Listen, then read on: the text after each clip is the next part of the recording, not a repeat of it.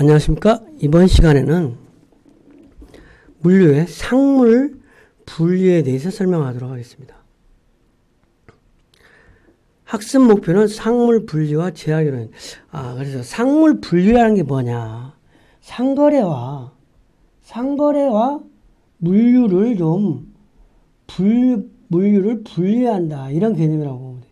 그러니까 옛날에는 영업 담당자가 주문도 받고 배송도 책임져요.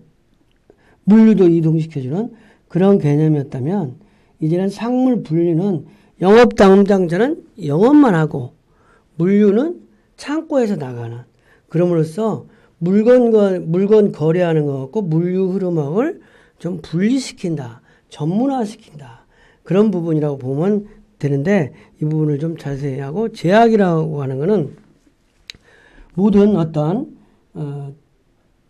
업무 전반에 걸치는 어떤 시스템이 있다면 시스템 하나가 취약하면 연결 고리화가 돼가지고 이게 끊어지는 것 가지고 모두가 나빠지는 것처럼 그래서 취약점 관리를 해야 된다는 거예요. 그러면 어떻게 보면 깨진 유리창하고 똑같은 거죠. 깨진 유리창이 하나만 보면 이게 모든 다른 부분으로서 그 깨진 유리창으로서 더 큰 위험이 있을 수 있다고 하는 그런 것과 똑같은 것이라고 할 수 있겠습니다. 상물 분리라는 것은 물류를 합리화하는 관점에서 상류 경로, 상행위, 거래를 성사시키는 상행위와 상업적인 거래 경로와 물류 경로, 상품의 이동을 분류 운영하는 것이다. 그래서 상류와 물류 상반된 현상을 해결하기 위해서 상류는 영업부서에서 상행위는 영업부서에서 담당하고 물류는 물류센터에서 전담하게 함으로써 실질적으로 대량 수송 및 배송 시간의 단축을 할 수 있다는 거죠. 그러니까 A라는 영업사원과 B라는 영업사원, C라는 영업사원이 상물이 분류 안 될 때는 이부 사람이 고객한테 고객 A, B, C가 있다면 고객한테 물건 주문받고 물건 이동하고 주문받고 물건 이동하고 이렇게 했는데, 이거를 주문만 받고 물건은 한 센터에서 한꺼번에 간다 이거죠. 그렇게 했을 때 효율화될 수 있다, 이런 개념이라고 보면 되겠어요. 그래서 상물 분류의 경제적인 효과는 뭐냐. 그러니까 상행위와 물류를 좀 분류해서 대응한다, 이런 개념입니다.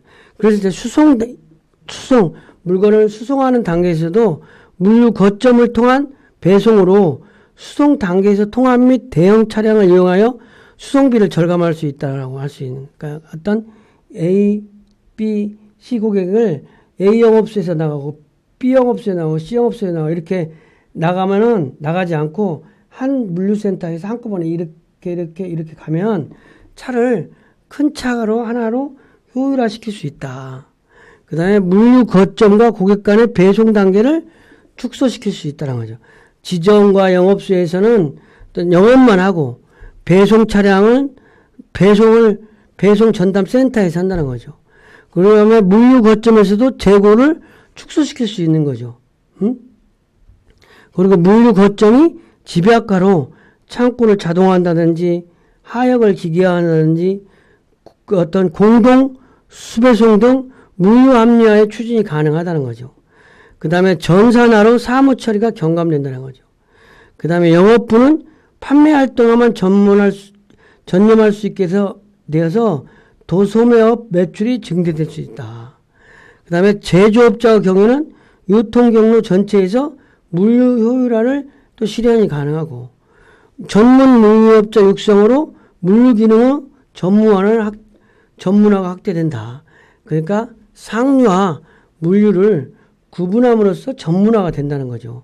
그래서 그림으로 보면 상물 분류 이전에는 공장이 있다 그러면 A 지점, 영업소, 대리점이 있다 그럴 때 고객들에게 주문도 받고 상품도 출하했다는 거죠. 이 여기 비영업소도 주문도 받고 상품도 출하하고 대리점도 주문도 받고 상품도 출하하고 그러니까 이 여기서 상품도 갖고 있어야 되고 여기도 상품 가지고 여기서도 상품 가지고 있어야 되잖아요. 그런데 공장에서 물류센터에만 재고를 한 번에 갖다 놓으면 이 물류센터에서 지점이나 영업소, 대리점에서 고객들을 상대로 해서 주문 받은 거를 출하는 전부 물류센터에서 한꺼번에 나간다는 거죠. 그렇게 하는 것이 상물 분류다. 그러니까 상거래와 물류의 흐름을 구분하는 것이다. 상거래와 물류 흐름을 구분해서 하니까 좀 더 여기가 전문화될 수 있다는 거죠. 그렇죠? 예전에는 모든 사람이 지점에서 주문도 받고 출하도 하고 주문도 받고 출하도 하고 주문도 받고 출하도 하는 거를 지점이나 영업소, 대리점은 주문만 받으면 되는 거예요. 주문만. 출하는 지시만 전산으로 하고 물건은 센터에서 나가는 거죠. 그러면 센터로 물건 갔다가 이렇게 가는 부분을 절감할 수 있잖아요. 그죠? 그런 면에서 효율화가 될 수 있다. 제약 이론이라고 하는 것은 뭐냐? 제약 이론은 조직의 목표 달성에서 제약이 되는 자원이라든지 부서, 인식환경 등으로 조직을 하나의 고리사슬로 구성된 시스템으로 인식하여 어느 하나의 고리가 취약하면 전체 고리가 끊겨서 제 기능을 발휘하지 못하게 된다는 개념. 그래서 모든 제약 요소가 다 튼튼해야 된다는 거죠. 그래서 기업의 여러 가지 활동 중 특히 취약한 활동 요인을 효율성을 제고하여 기업의 성과를 극대화시키는 운동이다. 그러니까 여기는 깨진 유리창의 비용, 어떤 깨진 유리창이라는 부분이 되게 설득력이 있는데 어떤 기업이라든지 이런 데 있어서 어떤 부서에 가면 유리창이 깨진 거를 그냥 간과해서 넘기면 깨진 거 그것만이 아니라 모든 부분에 그러한 깨진 유리창이 있다는 거죠. 그래서 깨진 유리창 하나 있을 때 잘 관리해야 된다는 거죠. 그래서 제약 이론의 관리 단계는 1단계는 시스템의 제 요소를 파악해 보는 거야. 그다음에 2단계는 제약 요소의 효율적 이용 방법을 결정해서 3단계는 기타 모든 의사결정, 제약 요소 최대 활용 관점, 4단계는 제약 요소의 능력 향상, 5단계는 기존의 제약 요소 제거 후에 다시 1단계로 돌아가는 제약 요소 탐색을 한다. 그러니까 제약 요소, 어떤 기업의 어떤 요소가 있다면 이걸 하나의 고리로 봐서 어떤 요 기능이 있다 그러면 이게 잘못되면 이게 끊긴다. 이런 관점으로 해서 모든 부분이 끊기지 않도록 고리로 연결되도록 한다.